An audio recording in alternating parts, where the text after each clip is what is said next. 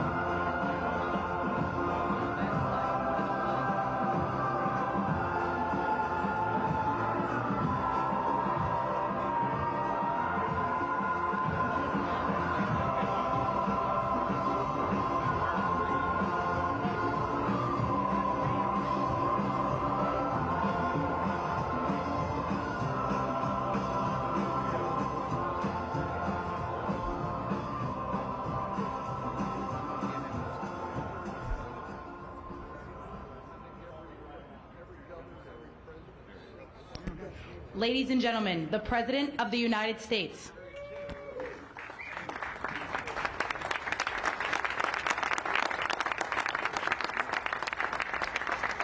Hello, everybody. Thank you very much. Thank you. What a friendly group this is. No Democrats are here, right? Well, I want to thank everybody. This has been a labor of love. You know, we took over a building that was not properly taken care of. It just wasn't. It's a very special building, and we are taking care of it. This was grass, and when you have a news conference, and this was going on for many years, but everybody would just sink into the mud. It was extremely luxurious grass, especially when it was raining, because you'd go down about 5 inches into the mud. And when we had a press conference here, all the press standing back there, they'd be cursing me. The women would be lifting up their shoes, saying, "You've destroyed my shoes. This is terrible." So we got a stone that's the exact same stone and color as the White House itself, because we wanted the friendly feeling of that light color. And it reflects the sun, and it keeps you cool even in the summer. And we've had press conferences. We finished it about a month ago. This is, as you see over here, the Presidential Walk of Fame. And we had this long wall with half windows because that used to be a swimming pool on the other side of the wall. That was the swimming pool where Jackie would say, "I hear women inside." Are women inside? Quite a famous, I'm not saying anything, this was a part of a movie. And the Secret Service said, "No, ma'am, there's no women inside, ma'am. I'm sorry, ma'am, you're going to have to move along. But I hear women inside." "No, ma'am, you'll have to move along, ma'am." So that was the famous swimming pool. Now it's even worse. It's for the media. They covered the pool up. They covered the pool up, and now it's for the media. And I think we have a small representative group. I don't think they allowed the rest of them. I can't believe it. What happened? They're all on the other side of the wall. Can you believe it? Because this is supposed to be sort of a private event. And there is no such thing in politics as a private event. Lindsey, you learned that a long time ago, right? The great Lindsey Graham, doing fantastic. You're up 34 points, Lindsey. That's not bad, I'll tell you. It's not bad. So we did the Presidential Walk of Fame from the great George Washington all the way to, well, I think we have to rate him above me. So he's less than great, less than George. Somebody went up there, they say, "You're the third best president in the United States." This was on television, third best. And they said, "Who are the first two?" "George Washington and Abraham Lincoln." And I got extremely angry at this man. You know, you can't. It's going to be tough to beat, Mr. Senator. It's going to be, John. It's going to be very tough to beat Washington and Lincoln, but we're going to give it a try, right? Hey, they didn't put out 8 wars, 9 coming. All right, we put out 8 wars, and the 9th is coming. Believe it or not.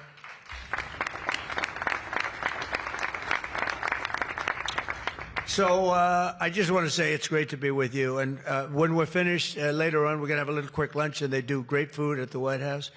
And this is used sometimes for evening, where we've had some incredible people for the evening, and some of the big foreign leaders have been coming.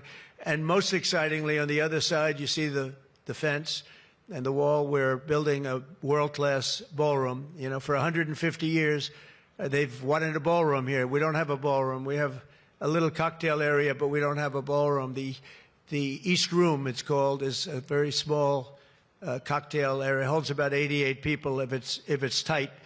And I said, if I do this again, I'm going to get a ballroom built, and we're putting up our own money. The government is paying for nothing. You probably hear the beautiful sound of construction to the back.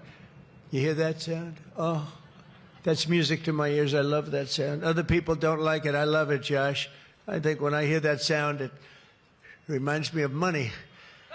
In this case, it reminds me of lack of money because I'm paying for it, so it's the opposite.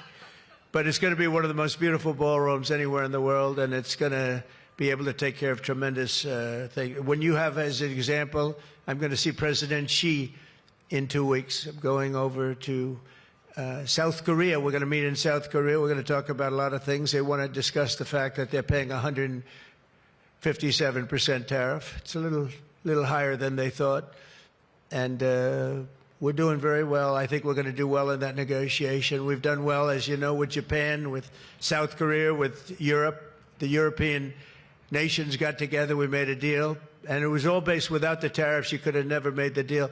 I'll tell you what, tariffs equal national security. Remember that. Tariffs equal national security. You got to remember that. And they also equal wealth for our nation, because we've taken in hundreds of billions of dollars in a very friendly manner, given to us by nations that used to take it from us. And they used tariffs on us. We never used it on them because we were foolish, or we were led by people that weren't business people. But it really does. It equals national security. And I wouldn't have put out, I mentioned 8 wars, 9 coming. Of the 8, 5 were based solely on trade and tariffs. India, Pakistan were going at it. 2 nuclear powers, and serious nuclear. 7 planes shot down. They were ready to go, and I called them up. I said, you go to war, and we're not doing a trade deal. And they said, well, what does one thing have to do with the other? I said, it has a lot. You're nuclear powers, and if you do it, we're not doing a trade deal. And 24 hours later, they called me, we have decided not to do it. We stopped the war. We stopped a potential disaster, a nuclear disaster, because of trade. And it's been really amazing. But the tariffs have made us a wealthy country. They've given us tremendous defense. They've given us things that we can do for other countries, very positive. But again, really, it's national security, it's national defense, and they are so important. And it's incredible that presidents, for the most part, didn't know how to use them, when to use them. If you go back, you'll see some of the presidents that were the most successful were believers in tariffs. And I even see foreign countries now that we are doing very well with taking ads. Don't go with tariffs. They're taking ads. I saw an ad last night from Canada. If I was Canada, I'd take that same ad also. But they're actually on television taking ads. But I do believe that everybody's too smart for that. We have a very, very big and important case coming up. We should win the case based on the legal merit. We should also win the case based on all of the things I just said. But we're a wealthy country again. Last week, as you know, they found $31 billion. They came to see me. Sir, we found $31 billion. They said, we don't know why. I said, was this a good find or a bad find? It was a good find. It was a plus 31. We're used to finding negative 31s, right, for the last 30 years. I said, check the tariff shelf. Well, those tariffs haven't kicked in. Yes, they did. They kicked in 2 months ago. Check it. He comes back 2 hours later. Sir, you were right. We have an additional $31 billion, billion, not million, Lindsay, billion, that we just found from tariffs. They kicked in earlier than we thought. You were right. We're a wealthy nation again, and we're a nation that can be secure. We're a nation that can start paying down our debt. And with tariffs, we're the wealthiest nation ever in the history of the world. Without them, we've got to slog. We've got to slog. But remember this, other nations, including China, Japan, European nations, they used tariffs against us for many years. That's why we owe $37 trillion. That's why. But they used tariffs very successfully against us, and we had presidents that never fought it. But now you have a president that does fight it. So I just want to welcome you to the incredible Rose Garden. It's just an incredible place. It was done. We did it, brought it back to health. It was in very bad shape, actually, and we brought it back to health. First Lady Melania did a fantastic job on it. The surrounds and everything. It's all brand new wiring. You know, underneath there's a lot of wire, a lot of things. Everything brand new, everything beautiful. The only thing we did is we had to get a hard surface here because nobody could use it because of the grass. So I just want to welcome you, and I hope you're going to be here a lot. We're going to use it for meetings. We're going to use it for press conferences. Now we can use it. It was unusable before, and now we can use it. But everything that you see was redone. All of this was redone, and the whole White House is being redone. Some of you came through what they call the Rose Hall. They call it different names, but you probably noticed. I don't know if you came through this door. Did you notice the white marble floor that was put there? That was made out of Home Depot tiles, about 1 foot by 1 foot. They were all broken, about 30 years old. And I replaced it with book-matched marble, paid for by your friend, President Trump. It's like, it's amazing how people like it when you say you paid for it. When I say I paid for it, they say, oh, I love it. But it really, they did a beautiful job. The great great talents. They're very talented marble people I have, and they replaced it with beautiful Paradiso marble and statuary marble, and it's really, really beautiful. I want to thank the outstanding leadership team, and you really do have that. Majority Leader John Thune, who's been my friend. He really, really has done an amazing job. Thank you, John. Thank you. Done an amazing job. I didn't get to know John as well in the first term, and I've gotten to know him very well over the last 9 months, John, and you're doing a fantastic job. Thank you very much. Really great. Majority Whip John Barrasso, who's an outstanding man. Thank you, John. Thank you. Great guy, too. Conference Chair Tom Cotton. He loves that military. He loves the, he loves the military. Policy Committee Chair Shelley Moore Capito. Shelley, thank you very much, Shelley. Vice Chair James Langford. Very good, James, thank you. And you know, we have everybody but one person here.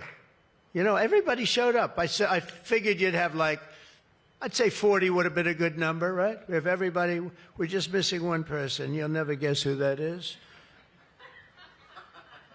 Let me give you, he automatically votes no on everything. He thinks it's good politics. It's really not good politics. He's an automatic no.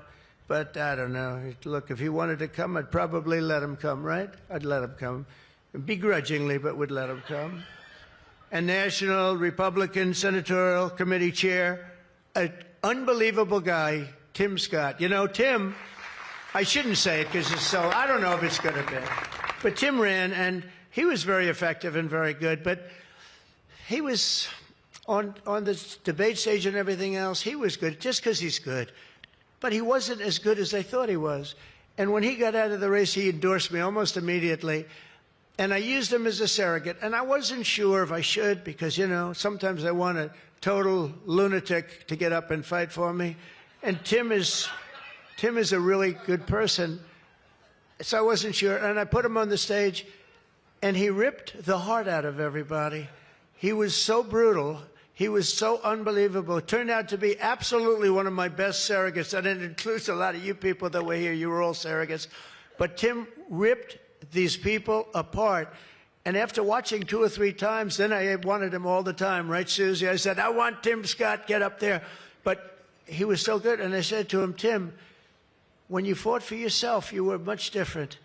When you fought for me, you were a tiger. You were like unstoppable. You were, really was. You all saw that. What's the difference? He said, I've never liked selling myself, and I love selling somebody that I really do believe in. I really believe in you, and I just felt that way. And it was so nice the way he expressed it. And I want to tell you, you are a champion. You are a winner, and congratulations. Thank you very much. I never love telling that story because I'm not sure if it's a good or a bad story, but I'm telling you, you are an amazing guy, and you fought for me so hard, and I really appreciate it. You got to be my #1 choice, Tim, so something happened. I appreciate it. And you're doing great doing what you're doing right now. I also want to thank the entire Senate Republican Conference for your tremendous work on confirmations. Boy, did we have a couple of weeks, huh? We had some, I signed like 150 of them, and I didn't use an auto pen, by the way. I signed. You know, when you're signing these important, like a general getting approved from 3-star to 4-star and all of these different things and big confirmations and, you know, big stuff, you really have an obligation to actually sign it, I think. You probably noticed right there, number 46, we put up, right? We put up a little bit of an auto pen. We have 46. We have 45. We have 47. It's very interesting. Yeah, 46 is an auto pen. It's up there. It stays up there. People like it. It's probably going to stay up there for a long time. And I know you're looking into that. And by the way, the auto pen person said he never spoke to Biden. He worked the auto pen. You're not allowed to do that. So if you're looking at anything, just remember it. And remember, they treated us very badly. They treated us very, very badly. So I think you're allowed to just report the truth, including the confirming of my cabinet much faster than first time. I mean, we went so fast, and I give John Thune and all of you credit for that. It was amazing. All of a sudden, I was calling John, I've got to get him approved. Come on, John, because I was getting like one every 2 weeks. And I have people, they left their job and they left everything, and it looked like they were, all of a sudden, it was like an avalanche. They walked in, James and James, my double James, I call them. They walk in and they had like so many of them. I said, you got to be kidding. Is this like, are you for real, right, James? John Thune did his job, and you got them all done, and you have all those people out there working now, and instead of being very upset with the fact that we couldn't get them approved quickly. So I really appreciate it. You used a method that I wish you could use on U.S. attorneys. I have 10 U.S. attorneys who are phenomenal, phenomenal. A Harvard, a Yale, a this, a that, all top. And the problem is they're not going to ever be confirmed, I guess. I put them in. They'll be there for 3 or 4 months, whatever it's about, and then they have to leave. Because anytime you have, as you know, anytime you have a Democrat senator, not even two, just one, they'll say because of the time we're in, we're not approving that person. We're not approving. They never do. They won't approve. And therefore, because of blue slip, I have to tell the person after 3 months, I'm sorry, you'll have to leave. And I put somebody else in. And I've had Democrat senators say the only one we'll ever approve is a Democrat. This is not constitutional. And I hope you can look at that blue slip thing, because I have 10 people that are phenomenal, and they're going to have to leave office. Highly educated, top of their class, everything. And they're going to have a mark on their career that they were a U.S. attorney for 3 months or 4 months, and then they had to leave.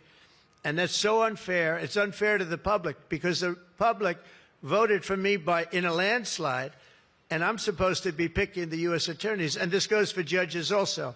But actually more so even for the U.S. attorney with the blue slip. So I have these phenomenal people, many of them young, but truly fantastic people, and they're wondering what's going to happen in another 3, 4, 5 weeks. They're going to have to leave office. I think it's a shame, and I hope you can do something about it, because I'd like to tell those people, we put you there, and you're not going to have on your resume for the rest of your life, you were there for 4 weeks or 6 weeks, and you left like you got canned. So I hope you look at that. Very important. And after your pivotal changes to the Senate rules last month, as a result, this is what you did, the unprecedented obstruction by the Democrats. We've confirmed more than 175 public servants, people that are phenomenal, to keep posts, and that's just been over the last couple of weeks. It's an unbelievable thing what you've done, John, all of you together. So working closely with me in House majority, the Republican Senate also gave us the largest working-class tax cut in American history, and you passed the Lake and Riley Act to throw illegal alien criminals out of our country. You passed the Genius Act and the Take It Down Act with the support of our wonderful First Lady. By the way, she got actual support from the other side. It was bipartisan. I think Rand didn't vote for it again, but I think it was only Rand. You had bipartisan support other than maybe Rand. But another one I'm going to ask you to vote for, and it's in the House now, and I hear it's doing well in the House, James. It's Kate's Law. A young lady named Kate Steinle, I remember it so well, probably 8 or 10 years ago now in San Francisco. She was holding hands with her father on the San Francisco pier, looking out into the water. This beautiful, everything was beautiful, but the person wasn't beautiful that did this. And this was an illegal alien that came into our country 5 times, was thrown out 4 or 5 times, I don't even know, but a lot, and came back and shot her through the head. And she went down and she looked at her father, Daddy, Daddy, something happened, and she immediately passed away in his arm. And, I mean, you can imagine, it was so sad, such a beautiful, beautiful, beautiful person. Father was destroyed, virtually destroyed. And they passed they wanted to pass what they call Kate's Law, and it's now, again, in Congress, and I hear we're going to get it passed in Congress, and when it gets up to the Senate, I hope you guys can pass it. And basically, very simply, it says that if you're an illegal alien and you come in and you get thrown out, if you come back and get caught, you have to spend 10 years in jail. Very simple. Very simple.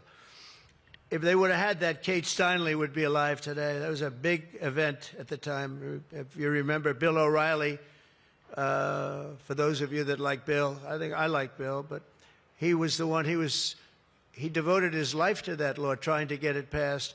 I think it's time that we pass it so that if you get taken out of the country and you come back illegally, knowing that this law is in existence, you go to jail for a 10-year period, and it's going to keep the repeat offenders from coming in. It's going to really keep them from coming in. Senate Republicans have already voted 11 times to get our government back and open for business. We have record business. We're going to be, I think, by the time I hit month number 12, I think we're going to have $20 trillion of investment. We're over 17 right now. As an example, President Biden had less than $1 trillion for 4 years. We're going to have $20 trillion in less than 12 months, and we're over 17 trillion right now. So it's the largest amount in our country by far, by many times. That's in our country. But here's the one. It's the largest amount in the history of the world. There's never been a country that's had anywhere near 17, or it will be 20, and it's going up fast. A lot of it's because of tariffs, because they're coming in because they don't want to pay tariffs. In other words, they make their product in a certain country, and they used to just send it in here, and there was no charge, absolutely. Now, if they have to pay a 20%, 30%, 50%, 100%, or 2% tariff, they say, well, it's better if I build my plant in the United States. It always amazed me. I did this first term. We had the greatest economy in the history of our country in first term. We had COVID, and we did a good job with that. That was a curse for every country in the world. It was terrible. But we had the greatest economy we ever had. But if you remember, I started the tariffs, but I held it off because it wouldn't have exactly been good at the time to tell France, you know what they were going through, you know what Spain was going through and Italy was going through, that, by the way, we're going to charge you tariffs. But I had started the process. We were going, the country was doing good, and I took in hundreds of billions of dollars from China. I put the full tariffs on China. Biden left the tariffs because he couldn't, it was too much money, but they gave so many exceptions that they were essentially meaningless. In other words, here's the tariffs, but you don't have to pay if you look at somebody the wrong way. You don't have to pay. So they didn't pay very much. But with me, they were paying hundreds of billions of dollars. And again, I have a great relationship with President Xi. I expect to be able to make a good deal with him, and I want him to make a good deal for China, but it's got to be fair. For years, they were making $500, $600, $700 billion. $700 billion, and we'd be making nothing. It was a one-sided, honestly, we built their military.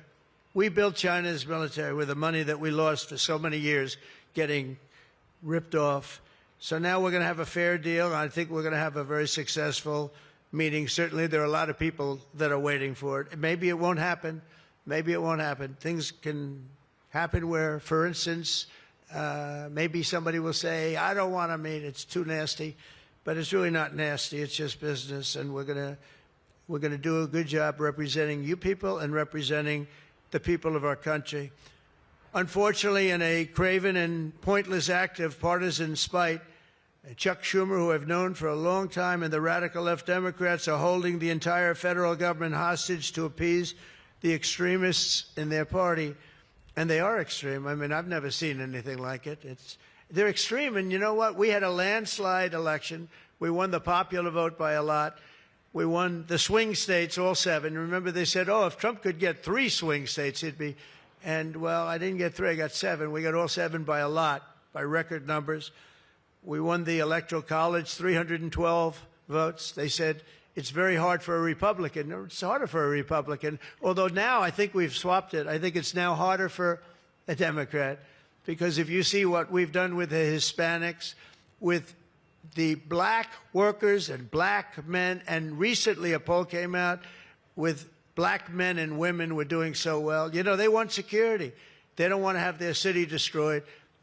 Women in Chicago, beautiful black women walking around with red MAGA hats because they don't want to be mugged and shot and everything else. And then you see a Democrat get up and tell you how safe it is in Chicago. Do you know they've had, in a fairly short period of time, 4,000 murders? This is over a short period of time, 4,000 murders.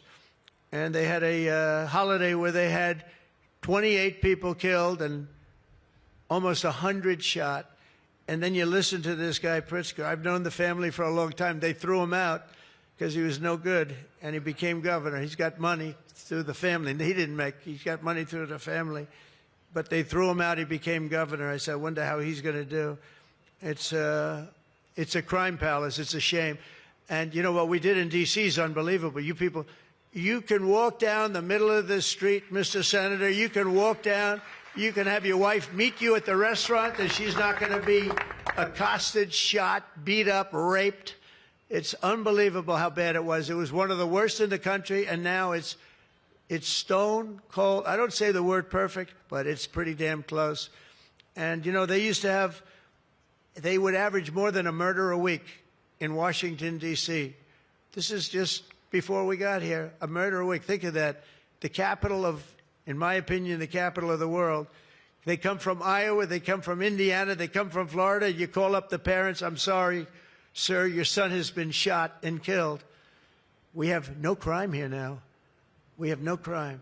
And the National Guard has been unbelievable, the job. Unbelievable. And you know, it also looks better. I do a tour. I hop in that beast. I feel very safe in the beast. The windows are this thick. But I hop in the beast, and I tell the Secret Service, let's drive around town. I used to do that myself. I could drive myself around. I actually like that better. But now I don't think it's a good idea. But we drive around in the streets. The place is looking much, the grass is good, the fences are down, there's no tents, there's no anything. We are looking like it's just a whole new look. And the most important thing, there's no crime. And we're going to fix the roads. We have great pavers.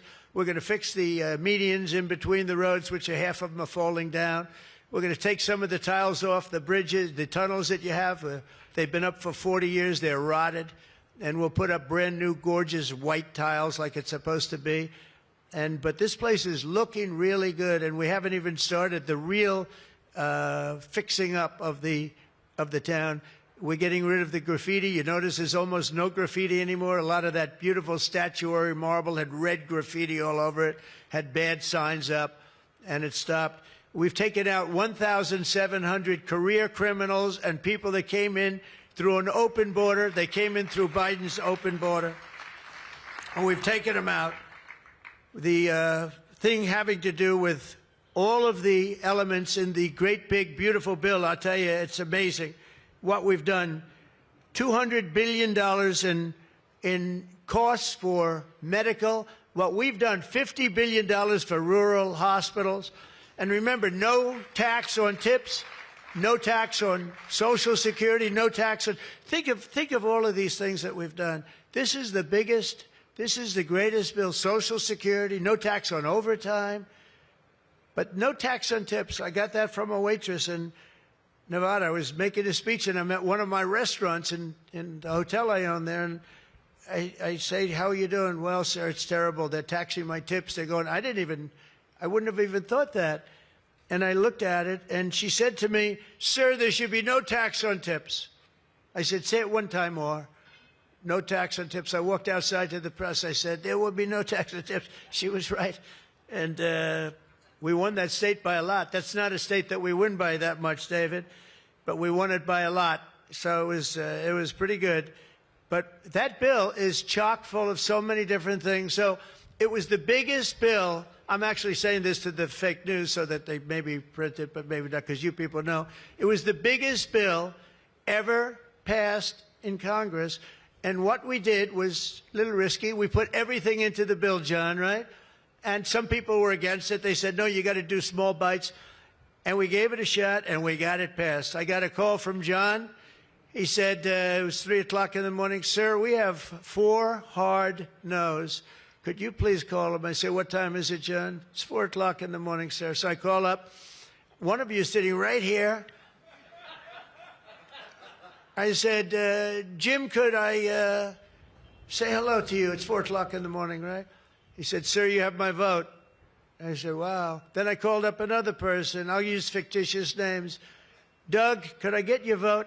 You've got it, sir. Then I called up another one. How about Josh? Could I have your vote, Josh? Because I like Josh. And Josh, who can be very difficult, said, sir, you have my vote. His wife was screaming at him on the other side. Sir, you have my vote. But I called people, and they weren't really hard-nosed. They wanted a little attention, unfortunately, at 4 in the morning. Sometimes I like the ones that don't like the attention, but we'll take it anywhere we can. And we got it passed, right, John? And nobody thought that could happen because you have a small majority. And in the how about in the House, we had a majority of 3. We actually went down after that for a period of about 2 months. We went down to a majority in the House of 1. And I kept saying, you know, because I'll tell you, Mike Johnson's great. The team, these two teams, did you ever see two people more different? One's tall, one's slightly less tall. We want to be polite. They are very different people, but they're the same in terms of talent. They did the two guys, and they get along incredibly well. We all do. We get along great. But we passed a bill. We don't need to pass any more bills. We got everything in that bill. There's nothing else we have to put. We got the largest tax cuts in history. We got the extension of the Trump tax cuts. We got all of these things. And, you know, remember, they lie. They will look at I saw it the other day, they were talking about, I call it the great big beautiful bill, but that's what it is, the great big beautiful, the biggest bill ever passed. And what they say, they make up stories. And I saw they were interviewing a senator, and they said, well, what's wrong with their bill? He didn't know what to say, because there's nothing he could say. It covers everything. He said, death, death. It brings death. Now, if I'm a regular person and I hear that, I say, oh, that's terrible. But it's just the opposite. It brings life. It brings Medicaid, Medicare, Social Security. It secures all those things. And they just are so bad. You know, they said death. It was like death. And there's nothing about death. Theirs is death, because they're going to lose Medicaid. They're going to lose Social Security. They're going to lose Medicare.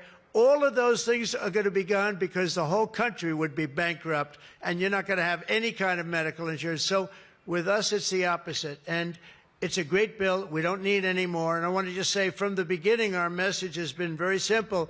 We will not be extorted on this crazy plot of theirs. They've never done this before. Nobody has. You always vote for an extension. Chuck Schumer and the Senate Democrats need to vote for the clean, bipartisan CR and reopen our government. It's got to be reopened right now. We're not doing that. They are the obstructionists. And the reason they're doing it is because we're doing so well. We're doing well all over the world. We're doing well with the close to $20 trillion that I just told you about. It will be that number, but even if you take it down to over 17, that's a guarantee. We're doing well with everything.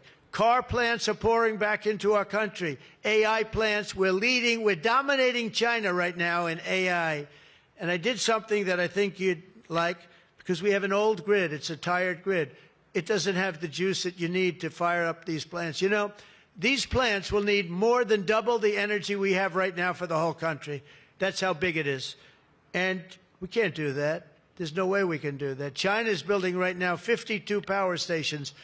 But I did something better. I'm letting everybody build their own power plant, so they'll become like an electric utility in addition to AI.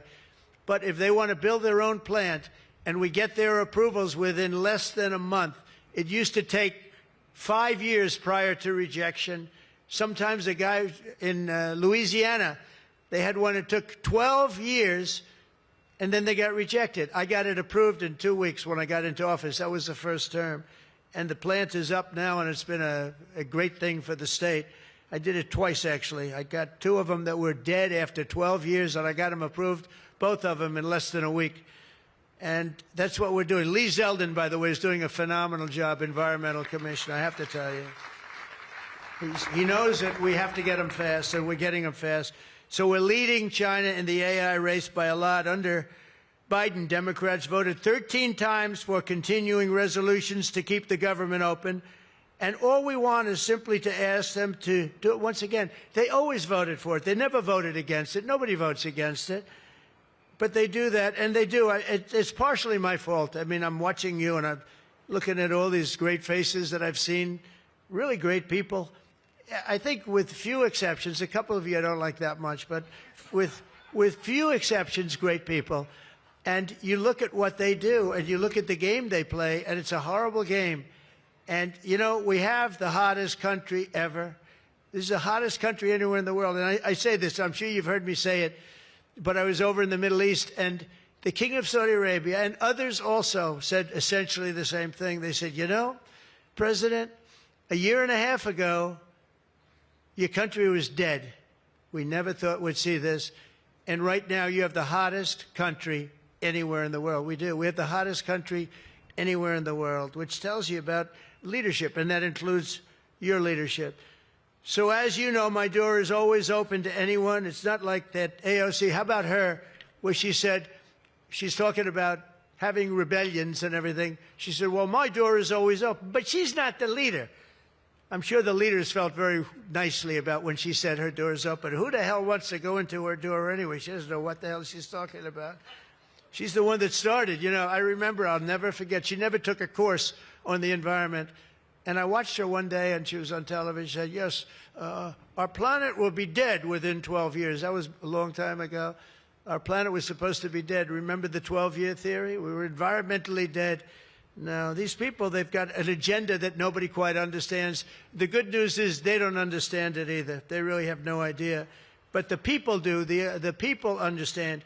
We're giving you the biggest tax cuts in history. All of these things, it all adds up that we should do fantastically well in the midterm. The only thing wrong with the midterms is that statistically, when you look, a president gets elected, and for some reason, and nobody, even the great John Thune, cannot explain to me, for some reason, even if he's a reasonably good president, and we've had success like nobody, but for some reason, you lose the midterms. I don't know why. I mean, the odds are tremendously against, like 92% or something. It doesn't make sense. If you have a great presidency, it only makes sense that you win the midterm. So there should be no reason for it. Somebody's going to explain there might be some dark, deep psychological reason where they want to vote the opposite way. I don't know what it is, but we have to win the midterms. Otherwise, all of the things that we've done, so many of them are going to be taken away by the radical left lunatics. I mean, we're going to end up with a communist mayor in New York. Can you believe it? A communist. Remember, I would always say, we will not have a socialist elected in our country. Remember, I'd say that all the time. And I was right. We skipped socialists. We got a communist elected. So I didn't tell a lie. I didn't tell a lie. I was right. We'll have a communist, not a socialist. But we've already seen the impacts of the dangerous game that they're playing. Democrats are causing delays in our air traffic control system. So important. We wouldn't have had, you know, this Pete Buttigieg. He spent billions of dollars on fixing the air traffic control that used copper wire going into glass wire.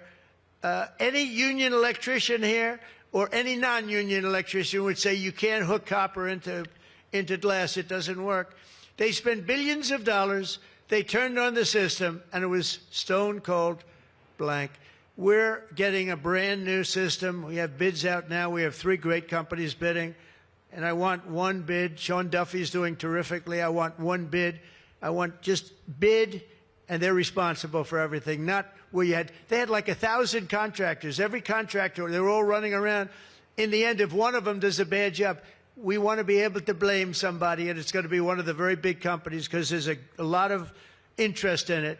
So the air traffic control system is going to be rebuilt. Over 1 million federal workers right now, as you know, are going unpaid. That's the Democrats' fault.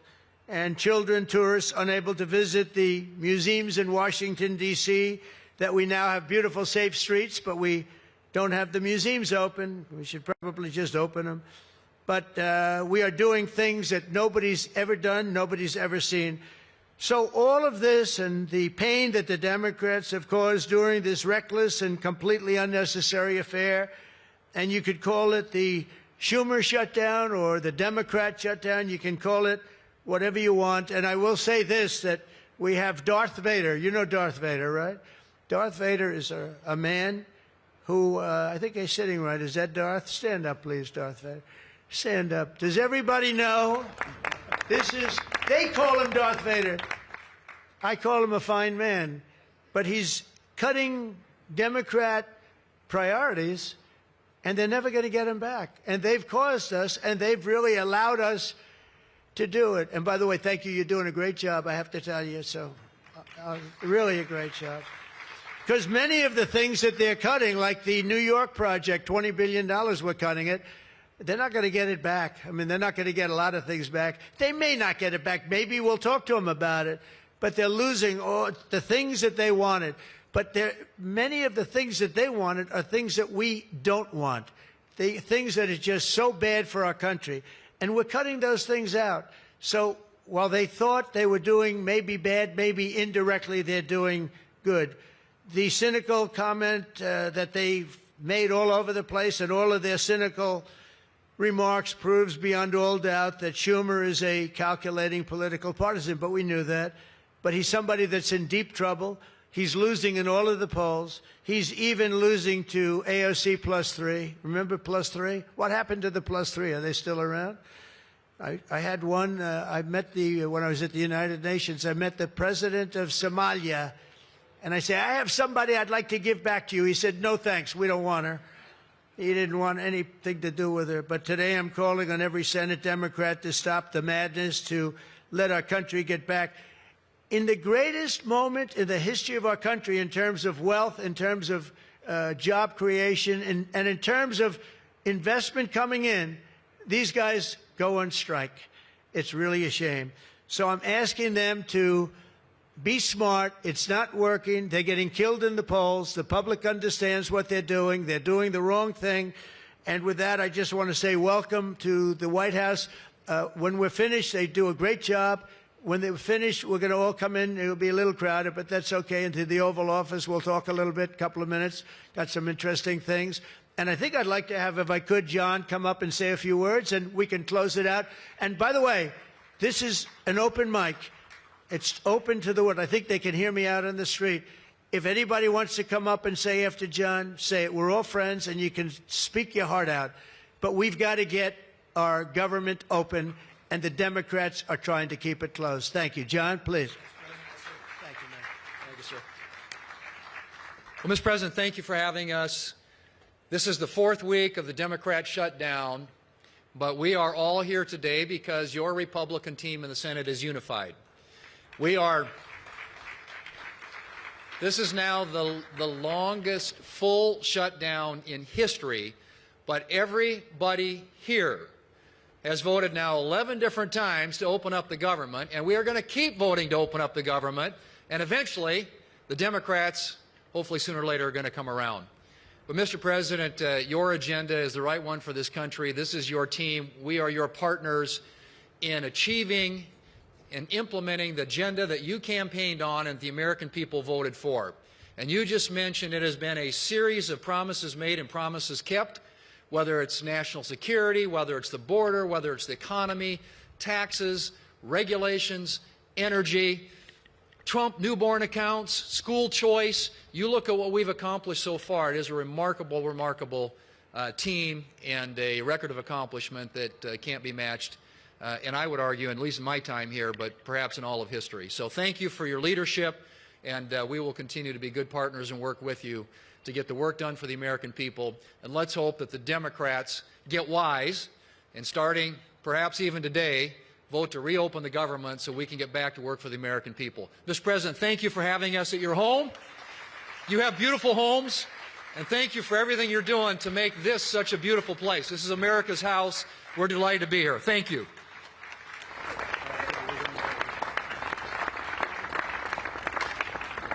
Thank you.